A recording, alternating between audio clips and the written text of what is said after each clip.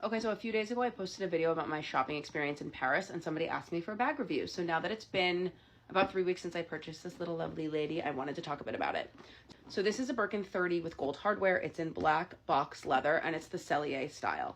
The biggest concern when I purchased this bag was obviously the box leather. For any of you who know kind of about the different types of leather that Hermes uses, they've been using box leather since the 1890s. It's named after a shoemaker actually named Joseph Box, and it is the leather that was used for the first Hermes handbags.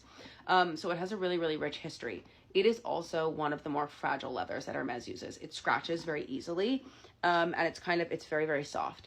That being said, I actually love the way that box leather ages. It ages like a fine wine, and it is really meant to get a little roughed up and scratched over time. You have to be careful with it. The life that the bag lives shows in the patina, and it makes a really, really, really beautiful kind of shiny but kind of aged appearance.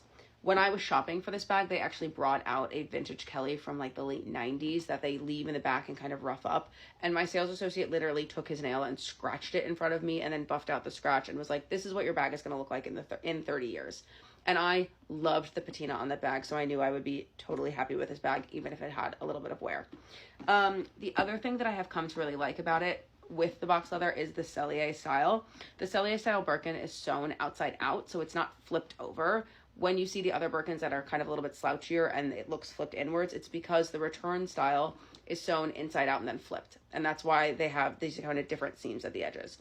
A lot of people feel like the Birkin 30 is too big to go from day to night, but what I find with the box leather and the Cellier edge is you get this kind of cleaner, sharper look that actually feels very appropriate for evening wear for me. Is definitely an okay, like a fine size to bring like to work and then out to drinks or out to dinner. Like, it's not an evening bag, but I think it flexes to evening much better than other Birkin 30s. Last thing I would say is a lot of people say that the Birkin 30 is a bit heavy.